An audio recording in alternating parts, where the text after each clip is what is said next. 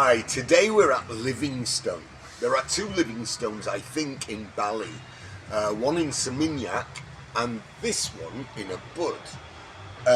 For me, it's one of the best breakfast restaurants in Bali, and pastries, fantastic bakery.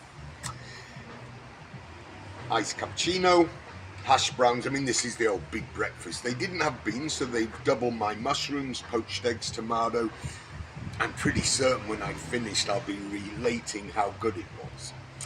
Today, well, it's on the tin. We're going to be discussing Smoker's Paradise. Smoker's Paradise, Smoker's Paradise. What do I mean by Smoker's Paradise? Well, Indonesia, Bali, Smoker's Paradise. But why?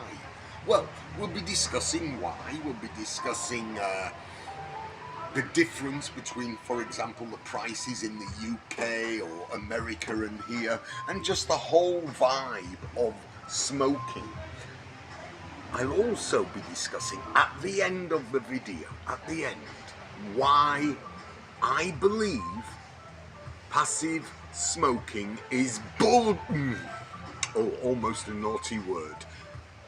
But I will try and give evidence to why there's no such thing as passive smoking. Why the war on smokers is one of the most detestable things to ever happen.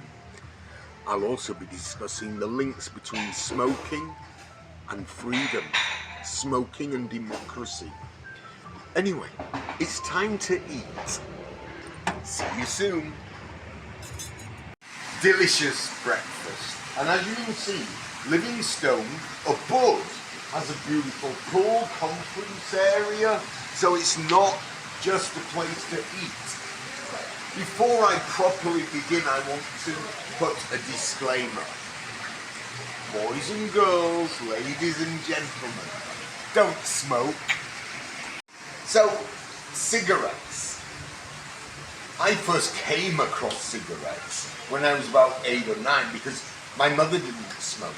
So you notice children going up from the council estate to go and get cigarettes for their parents. My God, in those days, in the 70s, late 60s, kids could buy cigarettes, of course, for their parents.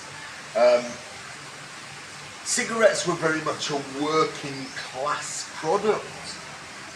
I'd have said both men and women smoked in those days. There was no real stigma to cigarettes. However, there was knowledge coming through, of course, at that time that cigarettes were harmful.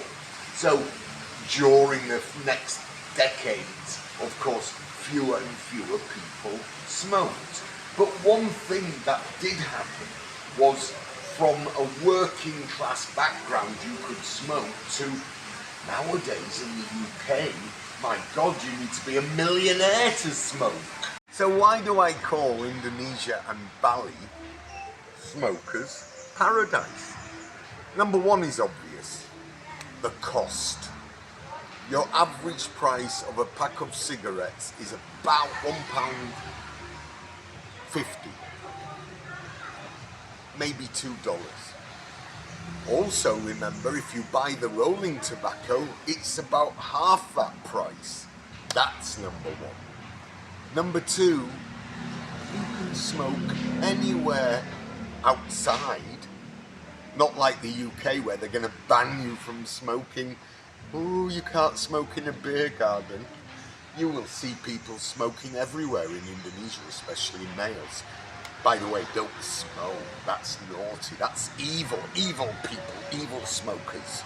By the way, I have to remind you here, Hitler was really anti-smoking. Oh, he was a Nazi, an evil man, of course. But, oh, he hated smoking. Are you listening, Mr. Starmer? Anyway, bottom line, Indonesia is smokers' paradise. It isn't stigmatized. Real people smoke.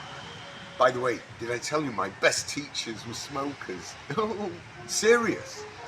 My best teachers were smokers. I'm kind of going all off the track here. Not to worry. Here's my statement. Smoker's paradise, Indonesia Merdeka. But here's the hypocrisy. In Indonesia, of course, there's the warning sign on the cigarettes, but in the UK, you don't even have a picture of the label of what you're smoking. Ooh, we can't show cigarettes. Oh, but guess what? We can show vapes, and guess what? You can have blackcurrant vape, you can have banana vape, you can have any flavour, but not cigarettes. Oh, and here's another part of the hypocrisy. Obviously, by the end of the 70s, early 80s, no advertising on cigarettes. Oh, they're evil. However, guess what we started promoting? Gambling! On the shirts of the football players, it was Bet365. Oh, gamble. I'm telling you, when I was working in the UK, there were far more people gambling than smoking. And guess what? Gambling's an addiction. Hypocrisy. Oh, don't smoke. Oh, sorry. Don't smoke. Alright, so I said at the beginning I'd discuss passive smoking. So let's go back to the golden age of aeroplanes. And when I say golden age, I'm talking the 80s and the 70s, when you could smoke on a plane. Now, of course, only the pop stars in their private jets. I bet you they're smoking on planes, but not for us plebs. We're not allowed. Anyway, here's why I believe there's no such thing as passive smoking. Well, as I said, in the 50s, 60s and 70s, guess what? The air hostesses and the pilots, 8, 10, 12 hours a day, 5 days a week, they're in an environment where they're breathing passive smoking all the time, not like in a bar, there's no air circulation. Now, if they'd have been dropping dead like flies because of passive smoking, we would know. There'd have been research on it. I bet you if we check on the air hostesses from the 70s and 60s, 98% of them are still alive. Because guess what? Passive smoking. I don't know. Oh, they're dying of pollution. Oh, it's global warming. Anyway, those are my thoughts. I'm sorry if it upsets people. Oh, by the way, don't smoke. And let's not forget,